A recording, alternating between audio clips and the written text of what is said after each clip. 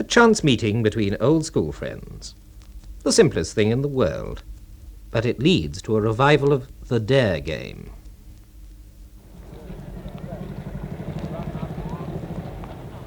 Fee-fi-fo-fum, I sniff the whiff of a dare to come. I beg your pardon? You are Carol Main, aren't you? Yes, at least I was. Oh, it's Enid. Enid Grover. That's right. Good heavens, what an extraordinary thing.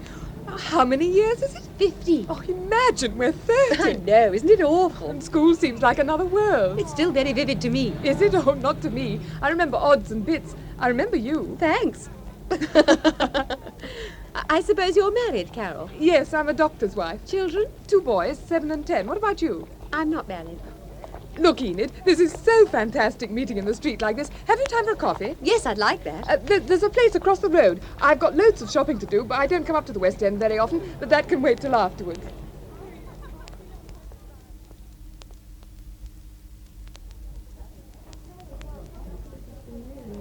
Sugar, Enid? No, thanks. Oh, sensible of you. Tell me, Enid, what are you doing now? I'm on sick leave. I've been ill. Oh, I'm sorry. What was wrong? Nobody quite knew. It was politely called a breakdown. But I shall be back at work next week. And your work? I'm in the civil service. Home office, to be precise. Still? Why not? I remember you going in for the exams when we were at school. Janet and Irene did, too. But the last I saw them, they'd left. Married, I expect. Yes. When one doesn't marry, Carol, one goes on working. I've never found anyone willing to support me. But there's more to marriage than that, you know. Really?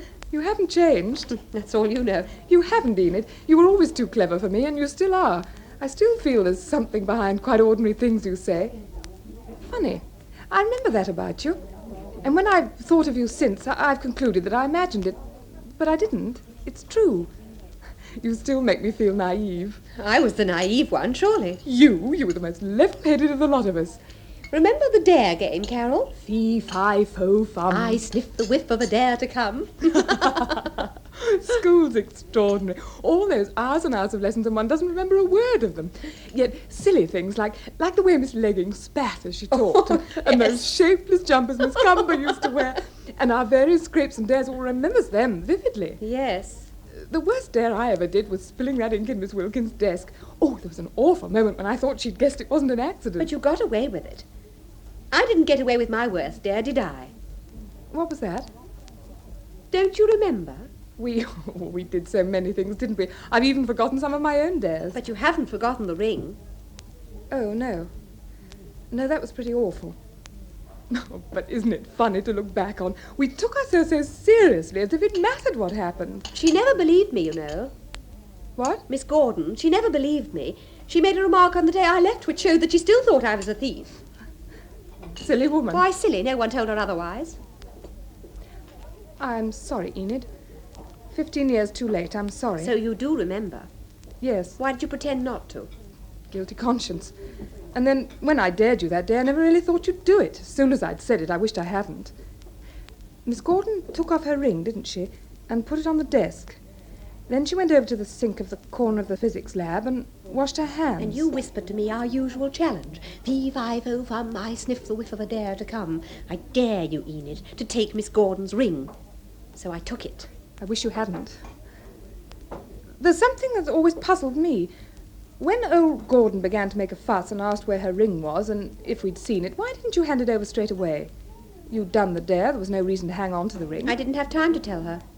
Oh, surely. No, that kid at the back, Lily Carr, she piped up with, Miss Gordon, I saw Enid Grover take your ring.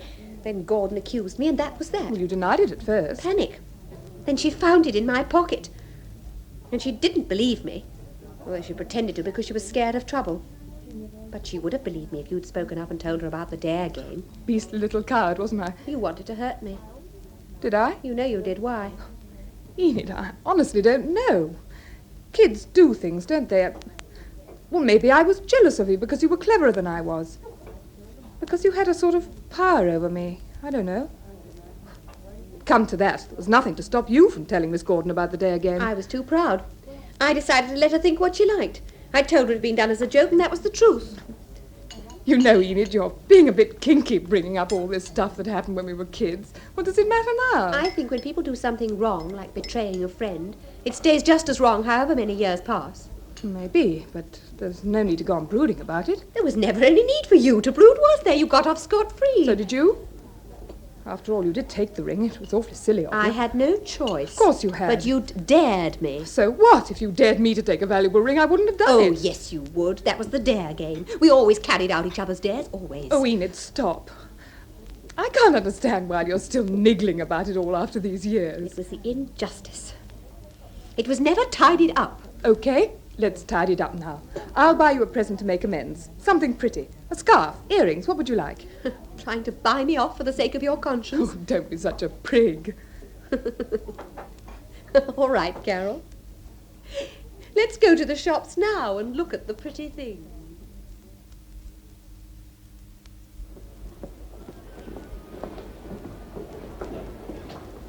Here's the costume jewellery counter. Now what would you like, Enid? There's some nice earrings on this tray. Oh, where's the assistant? She doesn't seem to be around. Oh, well, we can be choosing. Fee-fi-fo-fum. I sniff the whiff of a dare to come. Oh, no. I dare you, Carol, to put that pair of green earrings in your pocket and walk out. Oh, don't be a damn fool. Look, I've offered to buy you a present. Do you want one or not? Fee-fi-fo-fum. I sniff the whiff of a Enid, dare stop to fooling. come. For the second time, I dare you, Carol, to put that pair of green earrings in your pocket and walk out. I dare you, Carol. I dare you. Of course you can. I dare you. You can bring them back afterwards. Go on. Take them. Walk out. And then come back.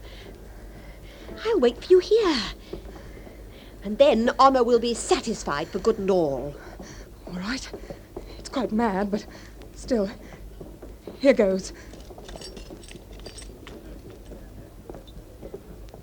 Oh, to the manor born. Do you come here often? Don't watch me as I walk out. Of course I shan't. I'm going to wait here by the counter. Bye for the present. If I get caught, I'll blame it all on you.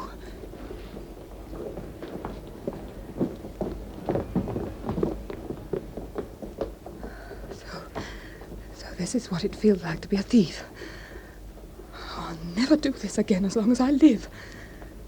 Why am I doing it anyway? School day codes die hard, I suppose, like childhood religion. Enid's mad. Quite mad. But then so am I to be doing this. I do believe that all through my life, if anyone says to me, fee-fi-fo-fum, I sniff the whiff of a dare to come, I'd do whatever they said. Nearly at the doors now. All I've got to do is to get outside. That'll complete the dare. Then I can go back. Swing doors. Open.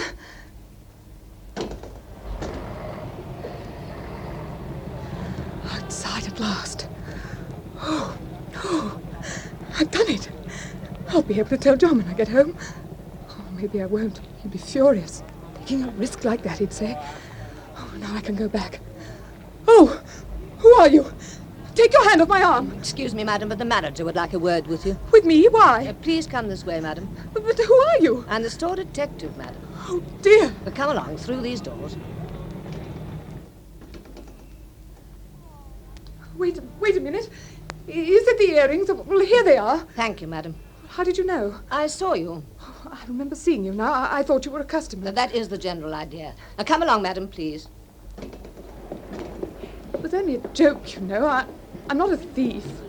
It was a game I was having with a friend. We used to dare each other to do things when we were kids. The dare game, we used to call it. She dared me. It was a joke. She'll tell you. Oh, Enid. What's up, Carol? This lady's a detective. She saw me. Enid, please tell her about the dare game. The what? Tell her that you dared me to take the earrings for a joke. You took some earrings? Well, you know I did. I'm sorry, Carol. I don't approve of shoplifting, even when my friends do it. Leave me out of this. Now, your friend obviously can't help you, madam, so will you come and see Mr. Marlin, the manager, straight away, please? But you've got the earrings back This now. way, madam. Enid! Now, come along, madam, please. All right, but I'm telling the truth. That's exactly what happened, Mr. Marlin. Oh, I know it sounds crazy, but it's true. I've never stolen anything in my life, and I did intend to bring the earrings back again. It was just a joke. Very well, Mrs. Gray. I will accept your explanation. I don't particularly wish to call in the police, but I'd be glad if you keep away from this store in future. So You don't believe that it was a joke. As we are taking no action, I don't see why that should matter to you. But of course it matters. I'm not a thief. I have a great deal to do, Mrs. Gray, so if you'd care to see yourself out.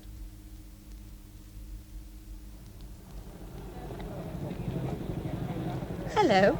I thought I'd wait for you. Enid! How did you get on? Go away. I don't want to speak to you. Did you believe you, Carol? Of course, otherwise I wouldn't be here, would I? I bet he didn't. Oh, let me go. That doesn't mean he believed you. So now you know what it feels like. Not very pleasant, is it? Enid, will you clear off and leave me Oh, alone? poor Carol. Have I spoiled your nice morning shopping in town? You've done more than spoil it. The whole thing makes me feel quite sick. Frankly, I think you've gone off your head. Enid, how could you have behaved like that? You deliberately lied in the shop. You're so right. But I did more than lie. You haven't looked at me properly. Looked at you? Yes, have a good look. Those earrings you're wearing. I saw them on the tray in the shop. Did you buy them? No. Then how did you get them? You stole them. Yes. It's evidently something I do better than you. All a matter of practice.